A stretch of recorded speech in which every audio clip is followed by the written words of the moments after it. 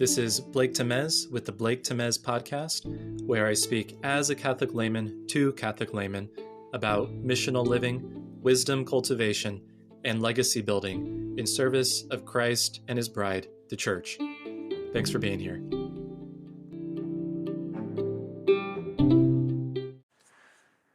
The mental well-being of many in the United States and in the global North in general is suffering. And this is a consequence of large cultural factors that come to bear on the individual differences in each of our lives. I was reflecting on an article on Ted Gioia's Substack called The State of Culture 2024, in which he offers a brief analysis, kind of like a state of the address. What is that called? A State of the Union speech, but in regards to culture and music and entertainment in general. And in his article, Ted Gioia explains how we are in a post-entertainment society, and he details how we see a movement from art being supplanted by entertainment, and entertainment being supplanted by mere distraction, and then mere distraction being supplanted by addiction. And the technological advances that we see and the way that they're utilized in social media and in other ways are promoting this advancement towards addiction and away even from entertainment. He gives examples of this transition, for instance, in the realm of athletics. In a slower, more traditional culture, you would play a sport. In a fast, modern culture, you would watch a sport. And in a dopamine culture, one that's oriented towards addiction, you would gamble on a sport. Another example in the realm of videos and images, in a slow traditional culture, there's film and there's television. In a fast modern culture, there's videos in a more portable format, like on your phone. And in dopamine culture, there's reels of short videos. And he talks about how TikTok and the model of these short videos with melodies playing behind them that are replaced again and again by just the next video is being imitated on other platforms that have been around for longer, but they're trying to adapt to compete with, to continue to make money using this new, shorter reel format.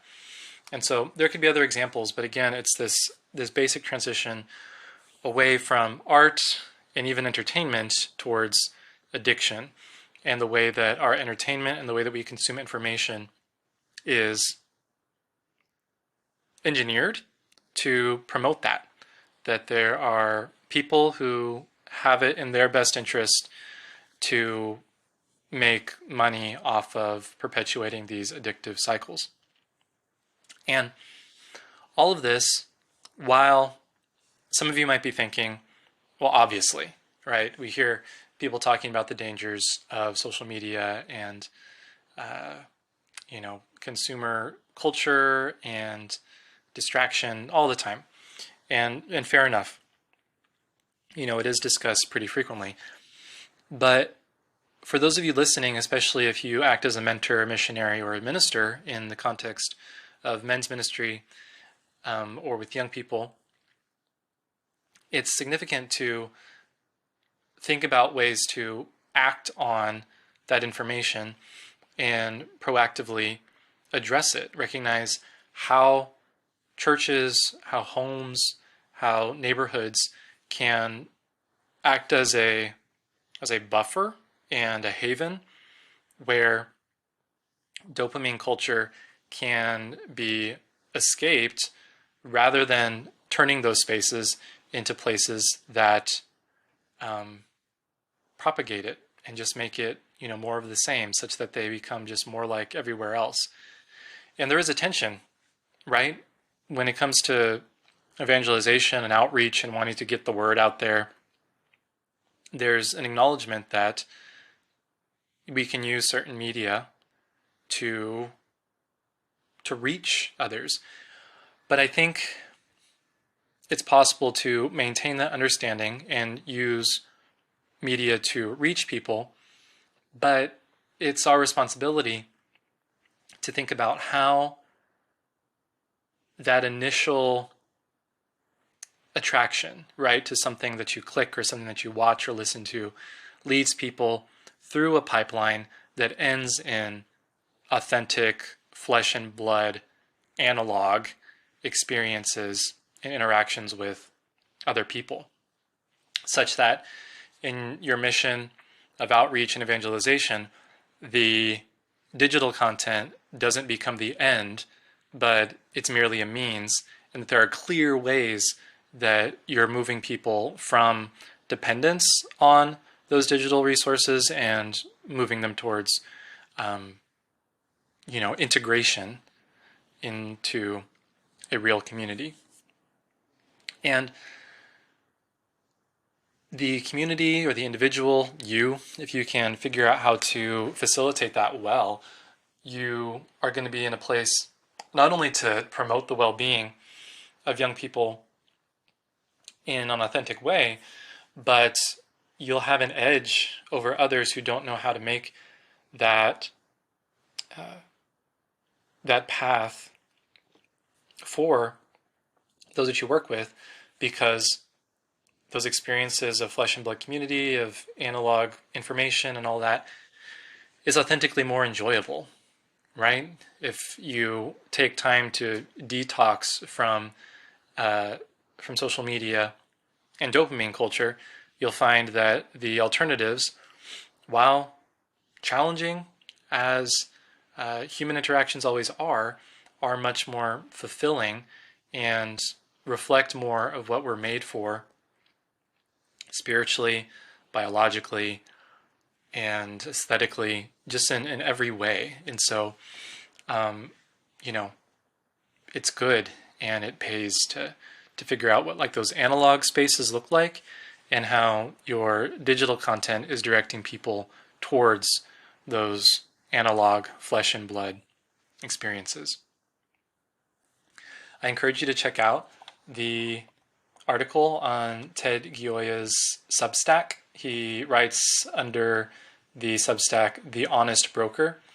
And plenty to chew on here. He introduces a concept called anhedonia, which means the inability to experience pleasure, and how dopamine culture results in frequent experiences of pleasure in terms of biological releases of certain neurochemicals, but that over time, when more and more dopamine hits are given, the ability to experience pleasure from them decreases, right? So excessive, constant pleasure results in the inability to actually experience it at all without some type of intervention.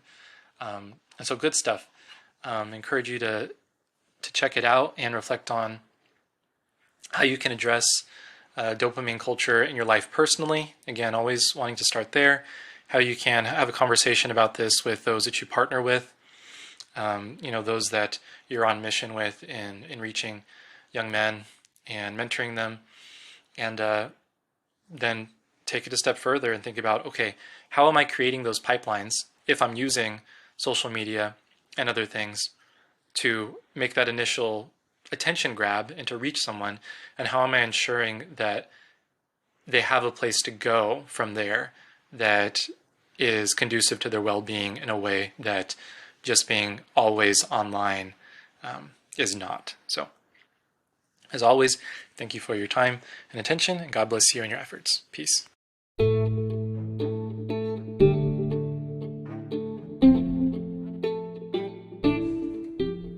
If you're a young Catholic man or a mentor, missionary, or minister who works with them, or even just a concerned figure in their life, a parent, uncle, whoever it might be. Be on the lookout for the release of a short guide that I'm putting together called Brothers by Blood: How to Forge a New Path for Catholic Manhood.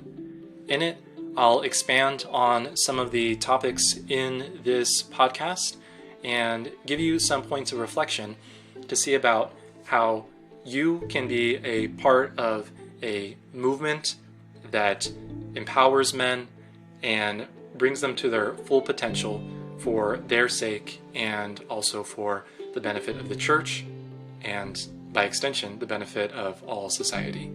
So, again, thank you for being a part of this, and look out for more information about the release of my guide in episodes to come.